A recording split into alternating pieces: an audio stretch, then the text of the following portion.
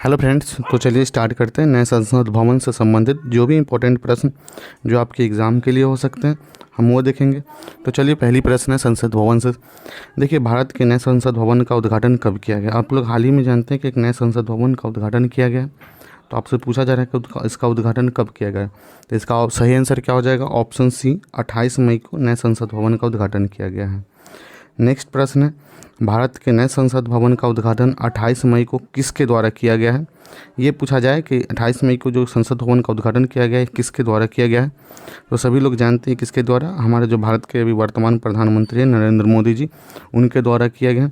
ये नरेंद्र मोदी जी कितनावें प्रधानमंत्री, ये पूछा जाए तो ये 15वां प्रधानमंत्री हो जाएंगे।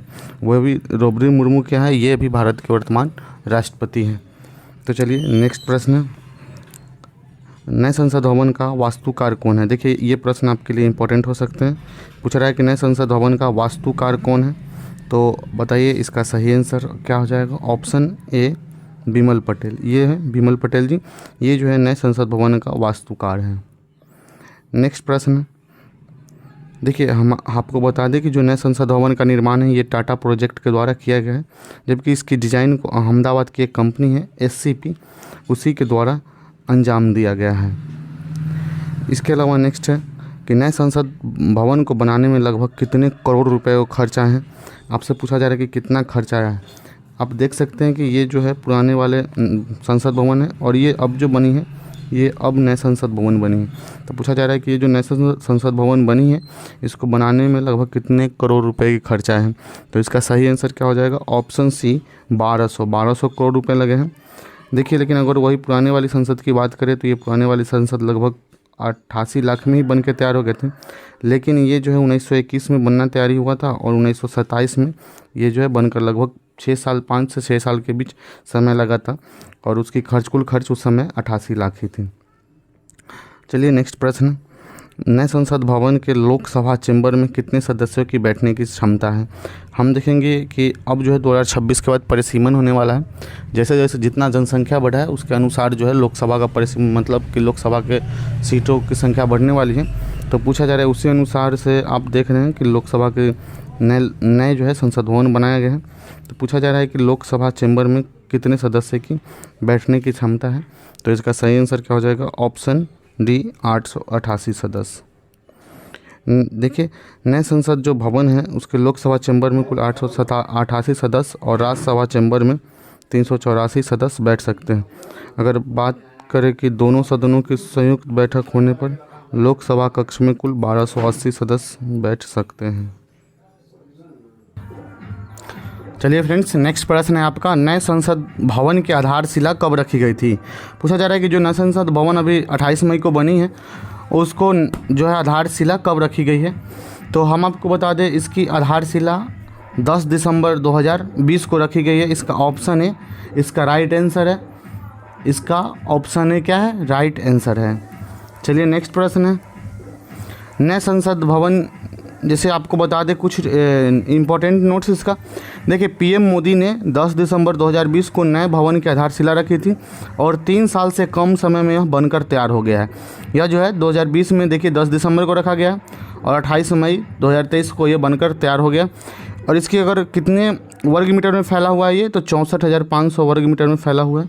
ये 4 मंजिला इमारत है और सबसे बड़ी बात है ये त्रिकोणीय आकार है। अगर आकार पूछी जाए तो क्या होगा? ये त्रिकोणीय आकार की है। चलिए फ्रेंड्स, नेक्स्ट है, इसके अलावा नेक्स्ट प्रश्न है, संसद भवन में कितने प्रवेश द्वार है? देखिए, संसद भवन में कितने प्रवेश द्वार है? तो इसमें कुल 3 प्रवेश द्वार है। हम आपको बता दें तीनों प्रवेश द्वार का नाम जो है अलग अलग है।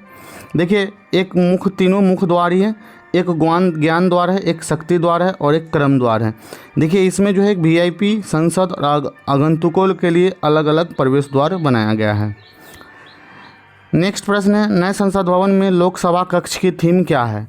देखिए, इसकी अगर कक्ष की थीम की बात करें, जो ये आप देख रहे हैं, ये जो भारत की राष्ट्रीय पक्षी क्या है, मोर है, वो इन्हीं के आधार पर इनकी लोकसभा कक्ष की थीम रखी गया है। नेक्स्ट प्रश्न है, नए संसद में राज्यसभा की पूछ रहा है। अब राज्यसभा कक्ष की थीम क्या है? वो तो लोकसभा था, अब राज्यसभा पूछ रहा है, तो राज्यसभा कक्ष की थीम क्या है? राष्ट्रीय फूल हमारी जो कमल है वो इनकी राज्यसभा की थीम है, आप देख सकते हैं।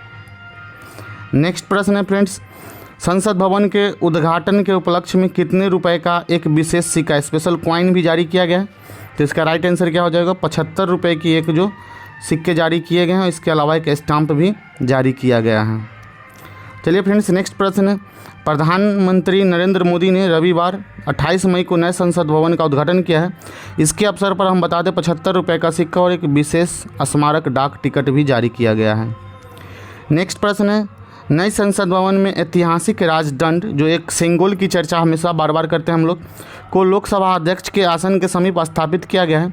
पूछ रहा है कि ये सिंगोल किसका प्रतीक है? तो ये जो सिंगोल है, हम आपको बता दें, ये सत्ता हस्तांतरण का प्रतीक है। जब कोई भी सत्ता हस्तांतरण मतलब कोई भी लोकसभा का नेता बदलता है, जैसे ही प्रधानमंत्री जैसे ही बदलेंगे, वो ये सिंगोल उन्हें हाथ में सौंप दिया जाएगा। इसके सौंपने का ये अर्थ हो गया कि सत्ता जो है अब आपके हाथों में आ गई है। नेक्स्ट प्रश्न है फ्रेंड्स, मौजूदा संसद भवन का निर्माण कब शुरू किया गया? पूछ रहा है कि मौजूदा जो अभी पुराने वाले संसद भवन ये देख रहे हैं गोल आकार की है, पूछ रहा है कि इसकी निर्माण कार्य कब शुरू किया गया? तो इसका निर्माण हम आपको बता दें 1921 में शुरू किया गया था और लगभग इसमें 83 लाख रुपए खर्चे भी आए थे और इसको बनने में 5 से 6 साल लग गया था। 1927 में बनकर ये तैयार हो गया था। इसके अपेक्षा अगर बात करें नए संसद भवन की, तो ये 1200 करोड़ लगे हैं खर्च है, जबकि इसमें 88 लाख में ही बनकर तैयार हुए। ये 6 साल में बनकर तैयार हुए थे और ये जो है 3 साल से भी कम समय में बनकर तैयार हो गया है। नेक्स्ट प्रश्न है फ्रेंड्स, इसके अलावा अगर नोट्स की बात करें कुछ इंपॉर्टेंट टॉपिक्स की, तो आप देख सकते हैं कि मौजूदा संसद भवन का निर्माण 1921 में शुरू हुआ और 1927 में बनकर तैयार हुआ। लगभग 100 साल ये पुराना हो गया है। इसके अलावा अगर बात करें, देखिए 2026 में परिसीमन होने वाला है, जिसमें लोकसभा की सीटों की संख्या क्या हो सकता है? बढ़ सकता है। और जैसे ही सीट की संख्या बढ़ेगी तो पाबंदी पर जो 2026 में है वो समाप्त हो जाएगी। जो सीटों की संख्या बढ़ने वाली थी 2026 में, ये वहाँ तक रोक लगाइएगा, वो 2026 में क्या हो जाएगी? समाप्त हो जाएगी। नेक्स्ट प्रश्न है, भारतीय संसद के कितने सदन हैं? ये आप लोग भी जानते हैं कि भारतीय संसद के कितने सदन होते हैं? 2 सदन होते हैं। एक होता है लोकसभा, एक होता है राज्यसभा। लोकसभा को निम्न सदन कहा जाता है, राज्यसभा को उच्च सदन कहा जाता है। देखिए, संसद का लोकप्रिय सदन पूछ रहा है। लोक माने जनता का सदन, प्रिय सदन, तो इसमें भी लोक लगा हुआ है, तो लोकसभा इसका राइट आंसर हो जाएगा। नेक्स्ट प्रश्न है फ्रेंड्स, संसद के किस सदन को प्रतिनिधि सभा भी कहा जाता है? देखिए, लोकसभा को ही प्रतिनिधि सभा कहा जाता है। इसका राइट आंसर क्या हो जाएगा? Option A. संसद का अस्थायी सदन क्या है? देखिए, राज्यसभा जो है विघटित नहीं होता है और नहीं ये समाप्त होता है। इसका सदस्य का कार्यकाल लगभग 6 साल होता है और लोकसभा का कार्यकाल सदस्य का जो है 5 वर्ष होता है। ये राज्यसभा कभी विघटित नहीं होता है। नेक्स्ट प्रश्न है, संसद का अस्थायी सदन कौन सा है? हम अभी आपको बताएं अस्थायी सदन कौन सा है? राज्यसभा। इसका राइट आंसर क्या हो जाएगा? Option B. भारतीय संसद में शामिल है, आपसे पूछा जा रहा है कि भारतीय संसद में कौन कौन शामिल है। अगर शामिल होने की बात करें तो इसमें लोकसभा, राज्यसभा और राष्ट्रपति तीनों ही शामिल होते हैं, इसलिए इसका राइट आंसर क्या हो जाएगा? Option D. अगर अंक पूछे तो 2 है, लोकसभा और राज्यसभा, लेकिन वही पूछे संसद में कौन कौन शामिल है, तो लोकसभा, राज्यसभा और राष्ट्रपति। चलिए फ्रेंड्स, नेक्स्ट प्रश्न है, भारतीय संविधान के किस अनुच्छेद में कहा गया है कि संघ के लिए एक संसद होगी, एक राष्ट्रपति, जो राष्ट्रपति और 2 सदनों से मिलकर चलेगी? तो ये जो है अनुच्छेद 79 में कहा गया है। इसका राइट आंसर क्या हो जाएगा? Option B. नेक्स्ट प्रश्न है, भारतीय संसद के कितने अंग हैं? हम अभी आपको बताएं भारतीय संसद के 2 अंग होते हैं, एक लोकसभा और दूसरा राज्यसभा। नेक्स्ट प्रश्न है फ्रेंड्स, संसद का निम्न सदन एवं उच्च सदन क्रमशः है। पूछा जा रहा है कि पहले को निम्न सदन इसमें से कौन है? तो हम अभी आपको बताएं निम्न सदन लोकसभा को और उच्च सदन जो है राज्यसभा को कहा जाता है। इसका राइट आंसर क्या हो जाएगा? Option B. नेक्स्ट प्रश्न है, संसद के 2 क्षेत्रों के बीच के अधिकतम कितना अंतराल होना चाहिए? तो कितना अंतराल होना? 6 महीने। इसका राइट आंसर क्या हो जाएगा? Option C. संसद के कितने सत्र होते हैं? अब हम ये जानते हैं कि संसद के कितने सत्र होते हैं। संसद के कुल 3 सत्र होते हैं, बजट, मानसून और शीतकालीन सत्र, इसलिए इसका राइट आंसर क्या हो जाएगा? Option D. नेक्स्ट है, लोकसभा और राज्यसभा की संयुक्त बैठक कब होती है?